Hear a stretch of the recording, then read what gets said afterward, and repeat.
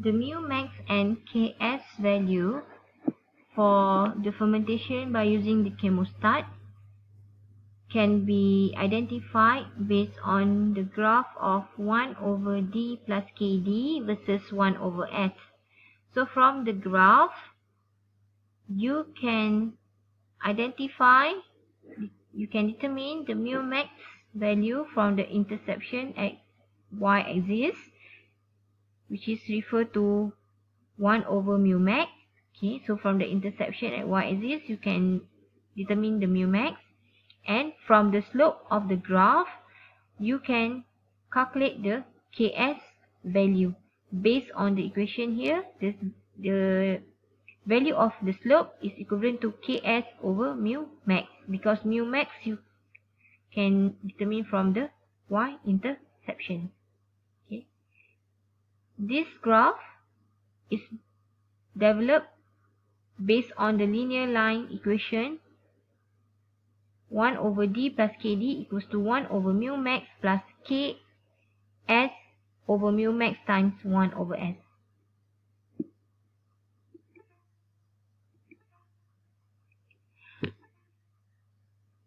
The productivity of chemostat,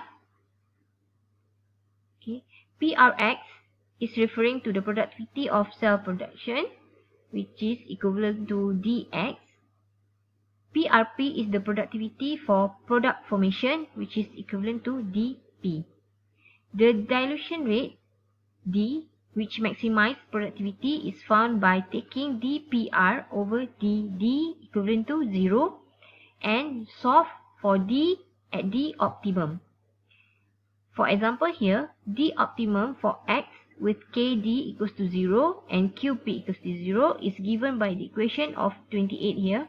X equals ymxs s naught minus ks d over mu max minus d, which can also be written in the form of dx equals to ymxs d times s naught minus ks d over mu max minus d.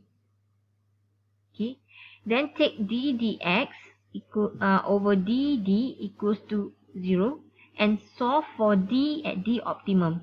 Then you will have this d optimum equals to mu max times 1 minus square root of ks over ks plus s naught, where the ks is usually much more lower than the substrate concentration.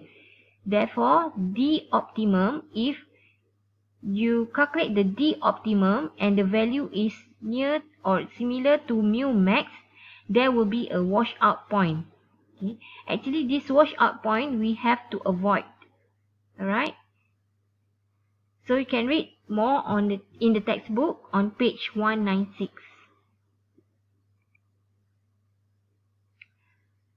Next is on the product mass balance. So from this mass balance, Fp naught minus Fp plus Vrqpx equals to Vrdpdt. At steady state, dP over dt will be equivalent to 0 and P will be equivalent to 0. Okay, the product.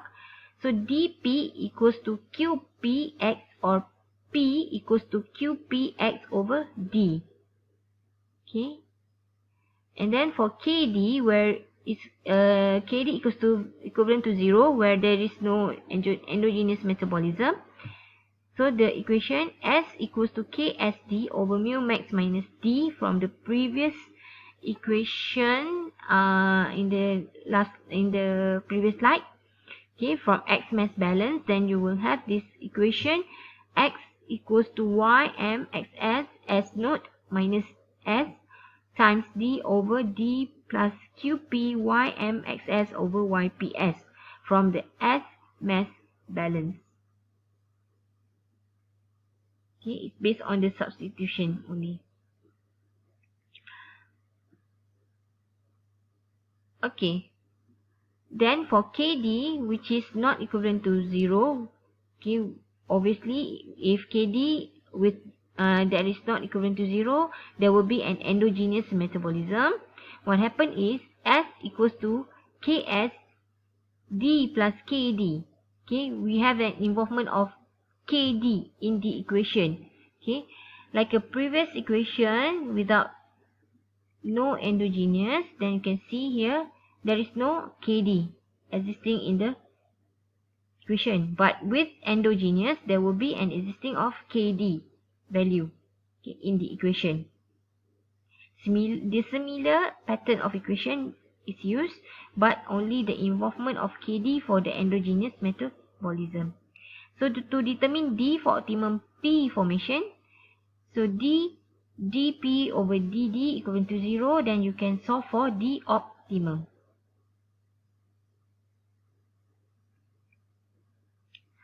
This is the schematic diagram of a summary of chemostat response to dilution rate.